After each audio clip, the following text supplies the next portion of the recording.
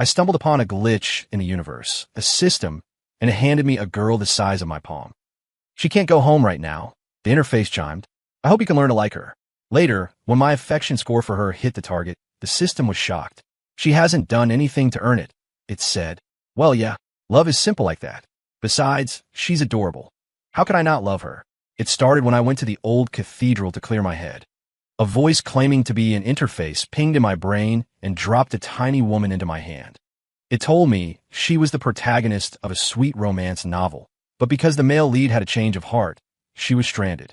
According to the AI, if my affection for her rose high enough, they'd harvest enough energy to open a portal home. I looked down at the tiny figure in my palm, dressed in a miniature pink dress. It was hard to imagine this little doll had accompanied her husband, a decorated general, through hell and back on the front lines. Her name was Lily. She came from a world much like ours, but far away. She had traveled through time to be with her childhood sweetheart, Marcus Thorne. She had hidden in the mountains with 30 wounded soldiers during a botched operation, surviving on tree bark and melted snow for 3 months.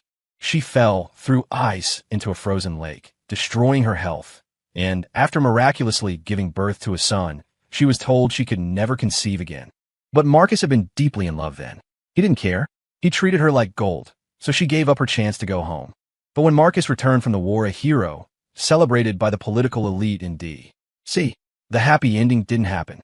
Instead, she faced endless lectures from his overbearing mother about legacy and the need for more heirs. The arguments wore them down until the love faded. Eventually, Marcus fell for someone else, a woman who could give him a dynasty. He asked Lily to be generous and step aside. I hope you can like her, the system repeated. I nodded. This felt like a twist of fate I was meant to accept. I brought Lily back to the Vance estate. She was too small for a guest room, and after losing track of her 3 times and nearly crushing her under a throw pillow, I hired a master architect to build her a custom dollhouse. It had a bedroom, a living room, and a garden with a functional swing. When I went out, I'd tuck her into my clutch purse or the cuff of my coat. She was quiet, never made a scene, so no one suspected a thing. She didn't talk much, just puffed out her cheeks and stared at me sometimes. I sensed she didn't like me much, but she was unfailingly polite. Meals were production. Giving her a whole bowl of rice was like throwing a human into a grain silo. She'd be eating it for years. I had to mince everything into microscopic cubes. Even then, she had to hold them with both hands. Every time, she'd awkwardly whisper, "Thank you," before taking a bite. At night, she'd pull her tiny quilt up to her nose and say goodnight. If she forgot, she'd climb out of bed in the middle of the night just to say it. I didn't know why she was so formal, but it was her routine. I asked the system what the affection score was for her. It couldn't explain fully, just that emotions generated power. Fair enough. Love is magic after all. Tonight was the Winter Light Festival at the Botanical Gardens. I wanted to see the displays, but Lily was too small to walk. I got dressed up, and I saw her watching me from her dollhouse, longing written all over her face. She didn't ask to come, just paced around her room with her hands behind her back. It was funny and heartbreaking. As I was leaving, I grabbed a vintage glass lantern, patted the bottom, and lowered her in. Her face lit up. I went with my brother, William. The gardens were packed, lights strung everywhere. Through the glass of the lantern, I could see Lily sitting on the tiny swing I'd installed inside, swinging her legs happily. I bought a mini slider bun, tore off a crumb-sized piece, and dropped it in. She scrambled off the swing, hands on her hips, jumping up to point a scolding finger at me. She was shouting something, but the glass muffled it. It was hilarious. I was about to tease her when a pair of black military boots stepped into my view. I looked up. It was Marcus Thorne, the city's newest darling. Fresh from a successful campaign overseas, even my father, the senator, praised his strategic mind. I'd seen him at the victory parade, looking imposing on a horse. Today, he was in civilian clothes, trying to look like a refined gentleman. Marcus smiled. "Miss Vance, you're here for the lights too? Care to walk together?" I shook my head. My brother is getting cider. I'm waiting for him. It was an excuse, but a necessary one. He was a married man, and I was a Vance. Being seen together would start rumors. But he didn't take the hint. "I'll wait with you, then." I frowned. I saw a long line at a food truck nearby and decided to be difficult. "Since you're offering, General, would you mind getting me a snack?" I didn't leave after sending him away. My upbringing wouldn't allow me to be that rude. I looked down at the lantern. Lily was sitting cross-legged, hugging the piece of bun, looking depressed. I realized she was scared of strangers. I lifted the lantern and whispered, "Don't worry." I sent him away. "We'll ditch him soon." Lily nodded gloomily. I had a sudden thought and pinged the system. What's your standard for affection? The system gave a vague answer. Does Marcus buying me food generate affection? He has generated 5% affection for you, the system reported. That's cheap, I scoffed. 5% for running an errand. Humans are complex, the system sighed. Sometimes they do nice things and feel nothing. But I detected a genuine 5% spike from him. I grimaced. The man had a wife. Rumor was because she couldn't provide more heirs, his mother was pushing him to bring in a partner or mistress. People felt sorry for him, saying he was a hero who deserved a legacy. I felt sick.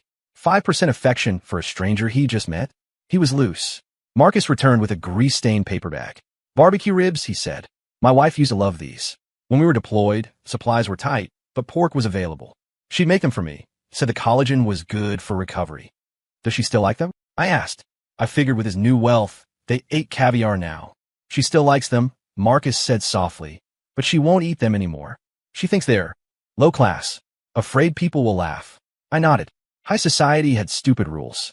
Eating messy ribs with your hands wasn't ladylike, but they smelled amazing, and a long line proved they were good. I was about to take a bite when I caught Marcus staring. Remembering his wife, I handed the bag back. Take them to her. It's a small comfort. Who cares what people say? Don't let society bully her. Marcus looked at the bag, his expression unreadable, but he tried to follow me as I turned to leave. I put a hand up. I know the way, General. No need to escort me. I walked away with my lantern and whispered to Lily, what do you want to eat? She was squatting in the corner, silent. If you don't speak, I'm not buying anything. I threatened playfully. We don't get out often. She abandoned her sulking, pressed her face and butt against the glass, and whispered, I want ribs. Excuse me. I thought I misheard, but Lily insisted. She wanted the ribs. Remembering the smell, I got hungry too. I rented a private heated gazebo near the lake and sent my assistant to wait in the line.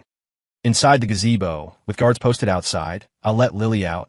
She was so small the soup bowl looked like a swimming pool next to her. I set up her tiny furniture on the table. She stood on a chair, drinking water from a straw. I giggled.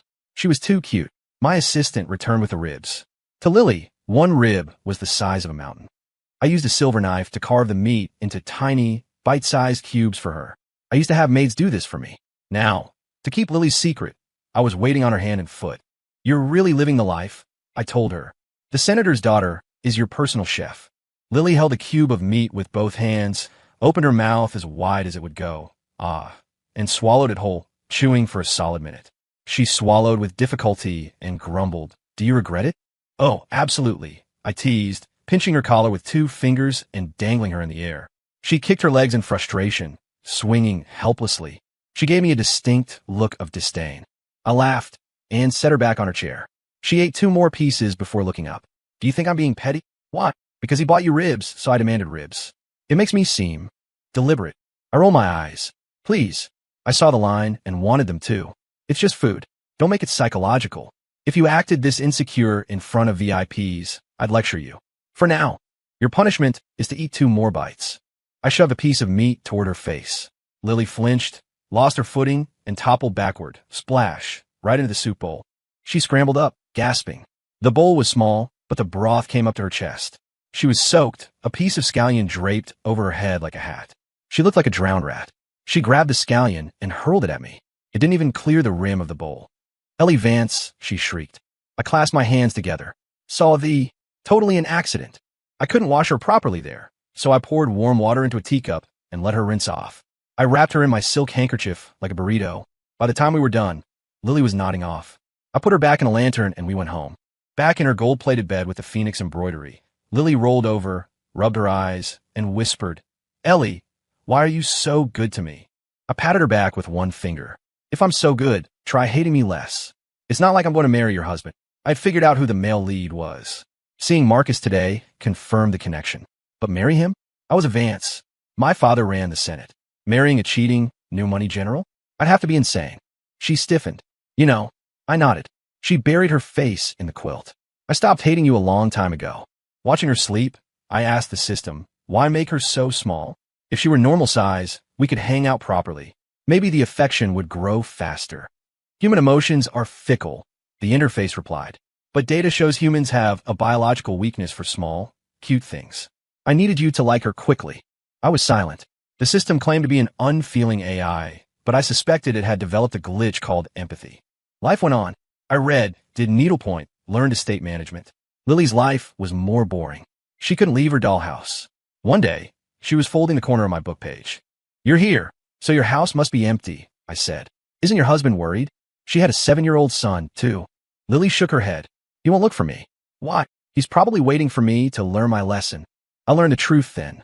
The Thorne household was now run by Serena, a distant cousin of Marcus's mother. After Lily was injured and couldn't have more kids, the mother-in-law called her a dead end and threw the family genealogy book at her face. "The Thorne line ends with you." Marcus used to comfort her, saying one son was enough. But later, drunk, he'd yell, "Every other general has 5 kids. You're making me a laughingstock." To fix the luck of the house, the mother-in-law forced Serena into the home.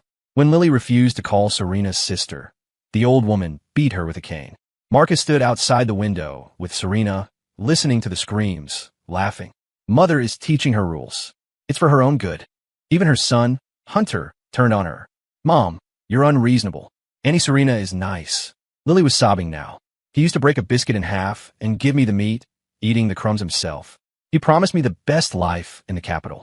When I was bleeding out during childbirth, he screamed at the doctors to save me, not the baby. Now, men's promises melt faster than snow." I sighed. Yesterday's words are easily retracted. Why trust a child's promise? Lily wailed harder. But I believed him. I was the only one who believed him. Autumn came, and the Thorne estate announced a celebration. Marcus was officially bringing Serena into the fold as a partner. It wasn't a legal marriage, but socially it was a replacement. "You holding up?" I asked Lily. "Whatever," she said from her house. "It was bound to happen. Want to go see?" "Can I?" "Why not?" My brother William was confused. "You want to go to the Thorne Gala? Since what do you care about his domestic arrangements?" "I know the wife," I said. I put Lily in the lantern. She could see out through the frosted glass. The Thorne estate was decked out in red, the color of weddings. It was tacky. William and I were VIPs, so Marcus rushed out to greet us. He was wearing red too, beaming. I didn't expect the Van Cess. "Please come in." Next to him stood a woman in red. Serena. She looked frail and delicate, clinging to him. They looked like a couple. I sneered. My brother frowned. Only the legal wife wears red. And a partner ceremony should be quiet. This was a slap in the face to Lily. "Serena has managed the household for years," Marcus said, noticing our looks. "She deserves credit. So you feel guilty?" I asked coldly. Serena jumped in. "It's not Marcus's fault. Since I can never be the legal wife, we just want it. Do you have a right to want anything?" I interrupted. Silence fell. "Do you?" I repeated. "If you're a helper, accept your pay. If you want a husband, find a single one." Squatting in another woman's home for years and demanding a title? You were homeless, and the Thornes took you in? That's charity. I looked at Marcus. Does the help usually demand a celebration for doing their job? If so, my brother owes our housekeeper a wedding. "Ellie is right," William said smoothly. Serena turned pale. Suddenly, a small boy, Hunter, charged at me. "Don't bully Auntie." He rammed into me. I clutched the lantern instinctively and stumbled, but William caught me. The kid was sturdy and looked mean. Marcus grabbed him. "Hunter, apologize." The boy glared. "She's mean to Serena. She is teaching Serena manners." Marcus corrected, then glanced at Serena. "Take him inside." Marcus bowed to us. "My son is spoiled. Please forgive him, Miss Vance." William scoffed. "He's 7. That's not spoiled. That's feral." "Marcus, I don't care about your private life, usually. But look at this place," William continued. "The wife is missing, the mistress is greeting guests, and the child is assaulting visitors. It's a circus. You might run a battalion, Marcus, but your house is a disgrace." Called out by the son of a senator, Marcus's smile vanished. He wasn't used to being disrespected. "If you feel that way, I won't keep you." We turned to leave. Mission accomplished. But Marcus jogged after us. "Miss Vance, a moment." William bristled, but I was curious. I signaled my brother to wait by the gate. When we were out of earshot, Marcus cleared his throat. "I hear you are looking for a suitor." I was nearly 21. It was no secret.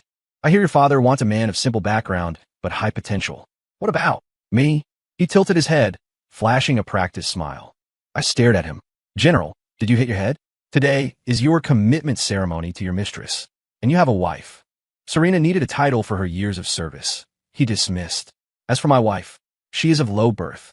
If you agree to marry me, she will voluntarily step down to a secondary position, or I could divorce her."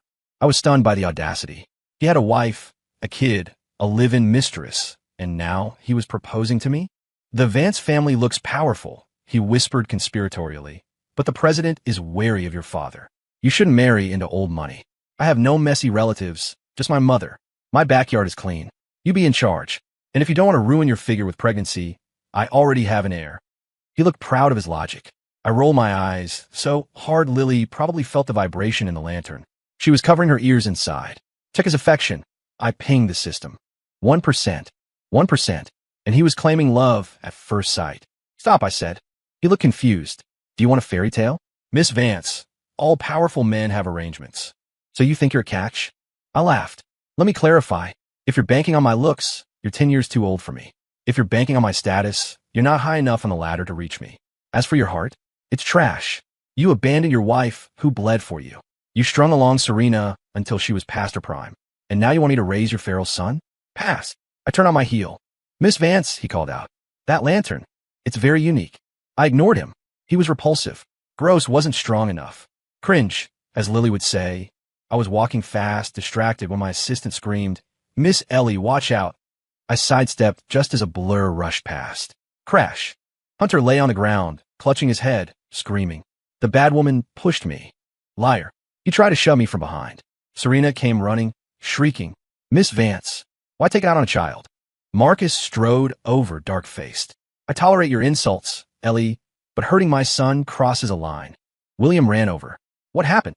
It was chaos. I was shaking the lantern violently in my agitation.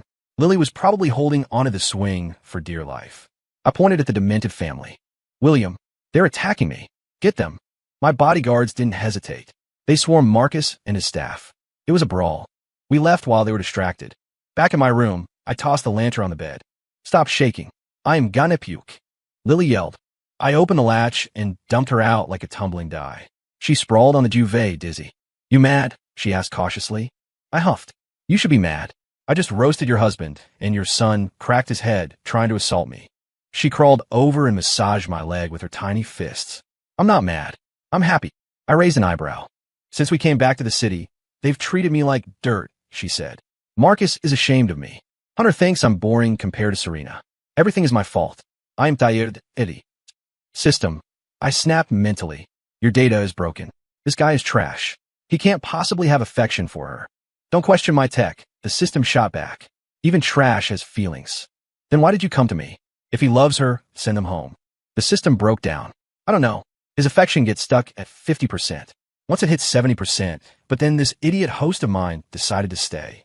And now he's draining our energy. He's an emotional vampire. I'm suffering here. I laughed. Does he love someone else? No. Besides the host, you have his highest score. Me? We're enemies. The system explained that everyone has a different capacity for love. Some people give 100% easily. Others are misers. Lily gave 100%. Marcus? His maximum capacity for anyone was 50%. For everyone else, it was negative. He actually hated Serena, negative score, but she was useful. So the system was right. In his twisted way, Marcus loved Lily the most. Lily was a love brain. Marcus was a narcissist. And me? The system called me gullible, rude. I thought the drama was over, but the next day, Marcus sent a gift box. Inside was a porcelain figurine of a girl in a pink dress, exactly like Lily. He knows, the system shrieked. Relax, I said. She's mine now. William filed a complaint in the Senate about Marcus's conduct. The president reprimanded him. I stopped going near the Thorne estate. But Marcus kept sending gifts, miniature pastries, doll furniture, all with notes, for little Joy, a play on Lily's name, Guehuan. I burned the notes. One night, he climbed the garden wall. Joy, he whispered in my window. I brought the ribs, sweet ones, like you like. He was delusional. He wanted to marry me, yet he was stalking my house to feed his missing wife he thought I was hiding. Psychopath. Despite the creepiness, my affection score for Lily skyrocketed. She didn't understand. I haven't done anything. I poke her head. You don't have to do anything.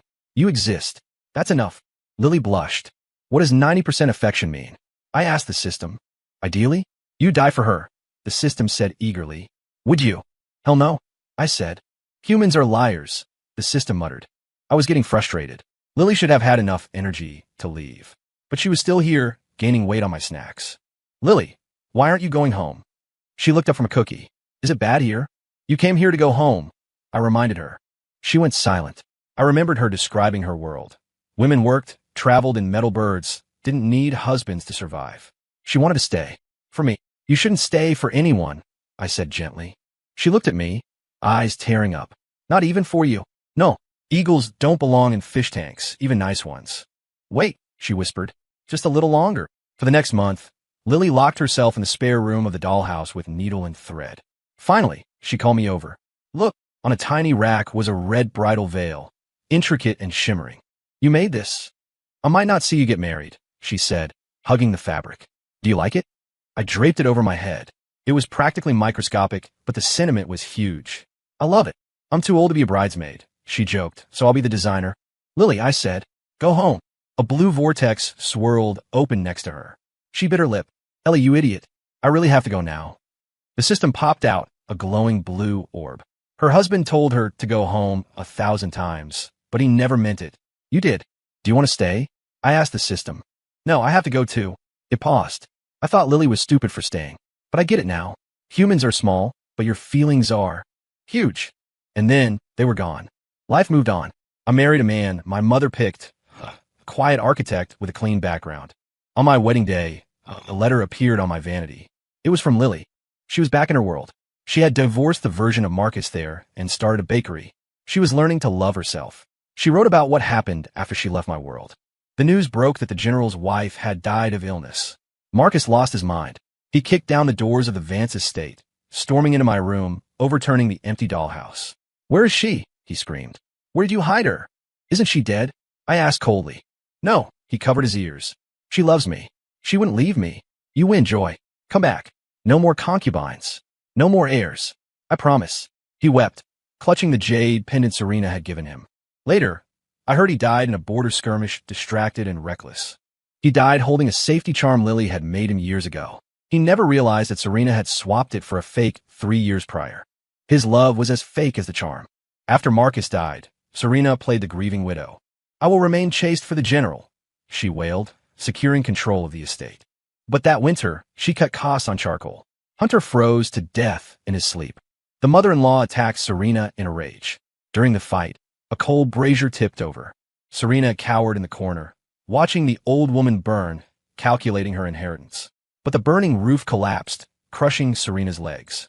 When they dragged her out, she was still clutching a gold hairpin she'd ripped from the old woman's head. I folded the letter and put on my veil. Lily, if fate allows, let's meet in your world next time. Story complete.